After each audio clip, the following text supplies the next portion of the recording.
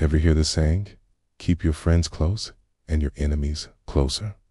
Well, for a crew of high-stakes thieves operating out of Miami, they were about to learn that sometimes your enemies are already sitting at the table with you, smiling.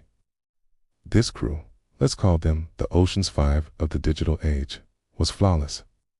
They pulled off heists that were the stuff of legend: digital bank transfers, cryptocurrency heists, you name it. They were ghosts, leaving no traces, no witnesses, and certainly no loose ends. Their success was built on two things: unparalleled skill and absolute trust. They were more than a crew. They were a family. The leader, a charismatic mastermind named Julian, had handpicked each member. There was Maya, the hacker who could dance through firewalls like they were made of smoke. Ben, the muscle, a quiet giant who could bypass any physical security. Chloe, the social engineer whose charm could talk a keycard right out of a CEO's pocket. And finally, Leo, the logistics guy, the one who made sure every escape route was clean and every alibi was airtight. For 2 years, they were untouchable. They lived lavishly, but quietly, never flashing their wealth in a way that would attract attention. Their communication was their fortress. They used a custom-built, heavily encrypted chat application, a digital Fort Knox that Maya herself had designed. No one could get in. No one could get out, or so they thought. The trouble started subtly. A near miss during a job, a patrol car showing up just a little too quickly. Small things easily dismissed as bad luck. But then, the close calls became too frequent to ignore. It felt like someone was always one step ahead of them. During a planned data heist from a tech corporation, the police swarmed the building moments after they breached the server room.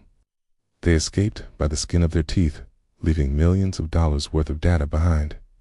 The paranoia began to creep in, a cold poison seeping into the foundation of their trust. The whispers started. There had to be a snitch, a rat. Someone on the inside was talking. The hunt began. Julian, his usual calm demeanor replaced by a cold fury, gathered the crew in their safe house, a sleek, minimalist loft overlooking the city. The air was thick with suspicion. Every glance was an accusation. Every silence was a confession. They tore apart their recent operations, scrutinizing every detail, every decision. Who had access to what information? Who had been acting strangely? The finger of suspicion slowly, inevitably, started to point towards one person. Leo. He was the logistics guy, the one who knew all the routes, all the timings. And lately, he'd been jumpy, nervous. He'd been making private calls. He'd been less engaged during planning sessions. The evidence, though circumstantial, was piling up into a mountain of perceived betrayal. For the rest of the crew, it was the only explanation that made sense. Maya's encryption was perfect. Ben and Chloe were Julian's oldest friends. It had to be Leo, the new guy, the one they knew the least about. The decision was made. They had to deal with the rat. One night, they cornered Leo. There was no discussion, no trial. Just the cold, hard certainty of betrayal. They took him to an abandoned warehouse on the outskirts of the city, the kind of place where screams go to die. For hours, they questioned him. Ben, the quiet giant, used methods that were anything but.